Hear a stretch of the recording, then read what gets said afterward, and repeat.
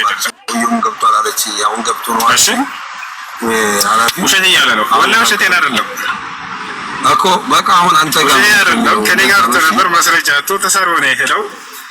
ሁሱና እፎይ ብላችሁ ሰርች አድርጉ እና ይመጣላችኋል። ክርስቲያኖች እንዴት እንደሚዋሹባችሁ ሁሱና እፎይ ብላችሁ ሰርች አድርግና ሂድ ተመልሰህ ውሸቴን ከሆነ ታገኘዋለህ። ውሸታም ብለህ ጻፍልኝ እንደገና ቦስ እየነገርኩህ ነው። እኛለችና እየጨረሱ ነው። ሰርች ማድረጊያው ላይ ሁሱና እፎይ ያወሩት ወይንም የተወያዩት ብለህ በቃ ችግር የለም ጠብቀኝ።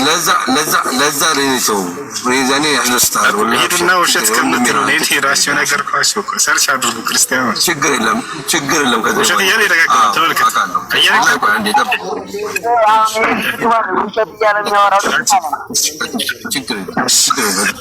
አብዛኛው ከ100% ክርስቲያኖች ማስረጃ የላቸውም።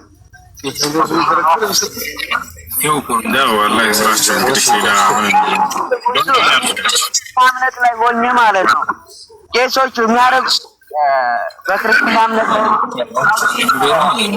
መናገር ማለት ነው። ቄሶቹ የሚያደርጉት ነገር አለ። አሁን ለምሳሌ እሺ ክርስቲያን ጋር እየመጣ የሚሳደበው አይደብርም? ስትዋሽ አንዴ ወንድሜ ወላሂ ነው ያልዋሸሁም። ዋሽታል። አንተ ሲገባ አልወጣም እንደ አንድ ቀን እንደምን እዚህ ጋር ትላለህ? አንድ ቀን ሲገባብህ ዋሽተሃል ከምትል ሂድና ሰርች አድርገህ ያወራ ነው አለ። ሂድና ነቢዩ መሐመድን እንዲህ አድርግልህ ብሎ ተሳድቦ እንደሄደ ታገኛለህ። እዚያ አይ አልተሳደበም። አንተ አትዋሽ። እንደዚህ እዚህ ጋር ለምን አሁን አትገባም ታዲያ? እሺ ያለው አሁን ለምን አትገባም? ያመቻችልሃል እሱ። አንዴ አዳምጥ፣ ያመቻችልሃል። ለምን አትገባም? አዳምጥ ረጋበል። ወንድ ልጅ ነህ አይደለ? ሰከን በል ትንበቅበቅ። አይ አትዋሻ። በቃ ለምን ትዋሻለህ? ያዘጋጅልሃል። ግባ። ሂድና እሱን ግባ ሁሴን ቤት ብለው እኔ እጠብቀዋለሁ። እንሂድ፣ ወላሂ እጠብቀዋለሁ። ሂድና ቤት እየመጡ ሙስሊሞች እንደሚያወሩት አንተ ሂድና ሙስሊሞች ቤት ገብተህ አሳየን በሉት እስኪ። አንድ ቀን በህይወቱ ደፍሮ ሙስሊሞች ቤት ገብተህ ያውቅም? ከዚህ በላይ ፈሪነት አለ?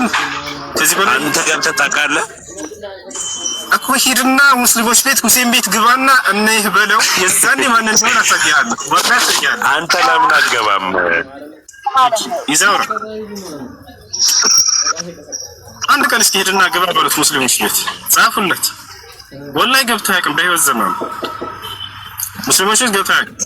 ሄደና ገብተህ ጀግንነትህን አሳየን በሉት።